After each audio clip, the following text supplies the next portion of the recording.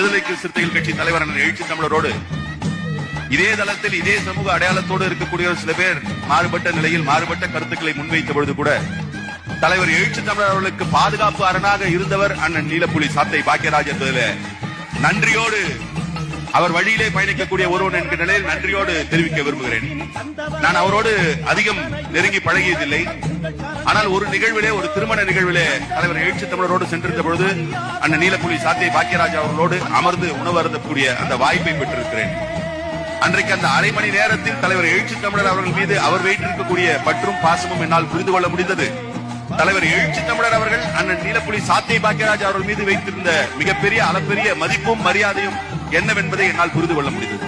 பொதுவாக இது போன்ற நிகழ்ச்சிகளை கலந்து கொள்ள செல்கின்ற பொழுது அந்த நிகழ்ச்சிக்கு சென்று வர முடியுமா என்றுதான் தலைவர் எழுச்சி தமிழர் இடத்திலே சொல்லுவார். ஆனால் இன்றைக்கு இந்த நிகழ்ச்சிக்கு கலந்து கொள்ள வேண்டும் என்று என்னை சொல்லுகின்ற பொழுது மாலையிலே ஒரு நிகழ்ச்சி எம்ஆர்எஃப் தொழிலாளருடைய போராட்டத்தில் கலந்து கொள்ள அமர்ந்திருந்த பொழுது 3 முறை அவர் அலைபேசியில் அழைத்திருந்தார். நான் அதை கவனிக்கவில்லை. பேசிக் கொண்டிருந்த பொழுது வந்த பிறகு மற்றொரு தோழர் அலைபேசியில இருந்து வந்தார்.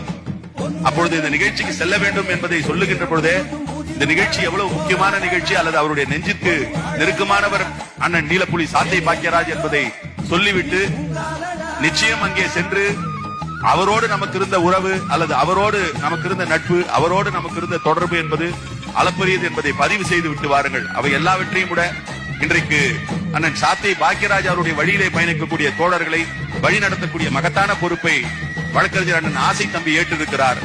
எப்படி அண்ணன் சாத்தை பாக்கியராஜோடு இணைந்து தலைவர் எழுச்சி தமிழர் அரசியல் தளத்திலே பொது தளத்திலே பயணித்தாரோ அதிலே எல்லளவும் குறைவில்லாமல் அண்ணன் ஆசை தம்பியோடு விடுதலை சிறுத்தைகள் கட்சியும் தலைவர் எழுச்சி தமிழருடைய ஒத்துழைப்பும் பங்களிப்பும் அல்லது அவருடைய ஏற்றத்தில் எல்லா வகையிலும் துணை இருப்போம் என்பதை சொல்லிக் கொள்கிறேன்.